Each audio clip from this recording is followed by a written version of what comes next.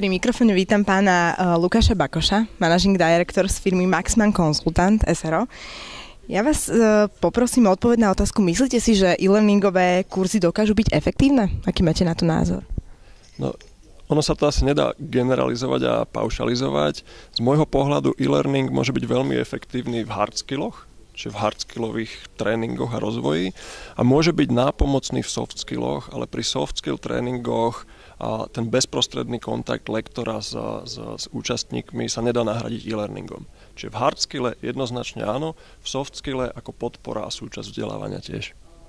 Ďakujem veľmi pekne, želám vám ešte príjemný deň. Pri mikrofóne vítam pani Vandu Šimkovú, HR manažérku z firmy PVC. Pani Šimková, využíva vaša firma vzdelávanie zamestnancov prostredníctvom e-learningu? Hej, používame to často. A aké formy najčastejšie? S akými ste sa najčastejšie stretli? Najčastejšie teda ja rozlišujem dve základné formy. Prvá je taká, že je to e-learning, kde ide o to, aby sa učiaci sa oboznámil s problematikou a nekontrolujeme, či tej problematike nejako porozumel alebo nie. Čiže to je prvý typ takéhoto e-learnu a potom ten druhý je taký, kde potrebujeme mať aj dôkaz, že to, čo bolo obsahom e-learningu, je naozaj osvojené a tie vedomosti, ktoré sú obsiahnuté, dokáže okamžite aplikovať v praxi. Čiže tam je potom k tomu priložený test a ten test je akoby podmienkou správneho absolvovania toho e-learningu. Ďakujem vám veľmi pekne za odpoveď a ešte želám príjemný deň.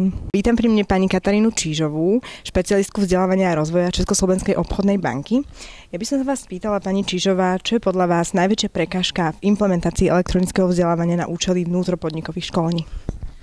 Takže s prekážkou, ktorou sme sa stretli my v našej spoločnosti, a hlavne bolo to odmietanie zo strany zamestnancov, ktorí neprikladajú veľký význam tomuto vzdelávaniu a myslia si, že to nie je adekvátna forma vzdelávania.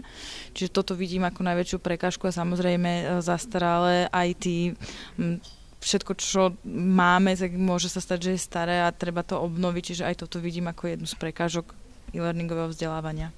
Ďakujem vám veľmi pekne za odpoveď a želám pekný deň. Pri mikrofóne vítam pani Dagmar Sliacku, majiteľku firmy Developing Support. Pani Sliacka, čo si myslíte, čo odrádza vzdelávacie organizácie od tvorby e-learningových kurzov? Dobrý deň.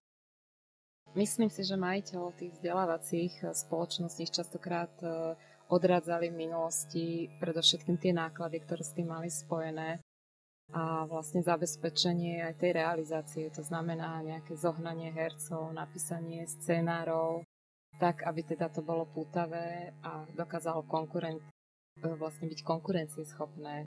Mojím ďalším hostom je pani Zuzana Slezáková, študentka psychológie Filozofickej fakulty Univerzity Komenského v Bratislave. Pani Slezáková, je podľa vás e-learning smer, ktorým sa má vzdelávanie v budúcnosti uberať?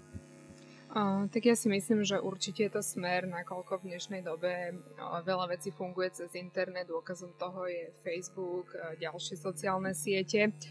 Ale neviem, či mi prináleží hovoriť o tom, či je to prospešné alebo nie, pretože v rámci našej psychologickej obce máme skôr pocit, že takéto virtuálne fóra, virtuálne siete, virtuálne štúdium vytvárajú taký blok medzi ľuďmi, ktorí sú si v dnešnej dobe už aj tak dosť vzdialení. Takže určite to má svoje výhody, určite to bude napredovať, pretože dnešný trend je nastavený tak, ale tá kvalita ľudského vzťahu z nášho pohľadu môže byť trošku ochudobnená.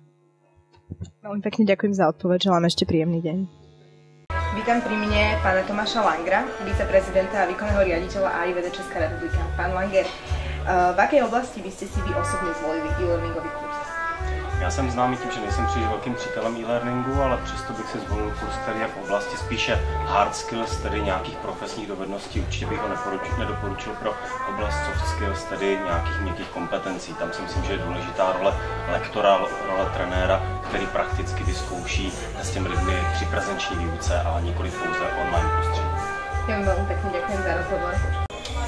Takže mojím ďalším hosťom je pán Klaudius Šilhár, prezident Asociácie vzdelávania dospelých Slovenskej republiky. Pán Šilhár, čo si osobne myslíte, čo odrádza vzdelávacie organizácie od tvorby e-learningových kurzov? Myslím si, že to môže byť predchádzajúca zlá skúsenosť, kedy investície, ktoré museli investovať vlastne do tvorby takéhoto e-learningového portálu alebo e-learningového programu sa im nevrátili. Čiže tá návratnosť investícií, že predsa len museli mať vlastné LMS systémy, vlastné servery a tak ďalej, počiatočné očakávania, možno, že ich odrádzajú, teda sa nesplnili a preto aj tá viaceré aktivity, ktoré teraz sú ponúkané a riešenia sú veľkou pomocou. Ja vám veľmi pekne ďakujem za rozhovor, ešte želám príjemný zábavu. Ďakujem.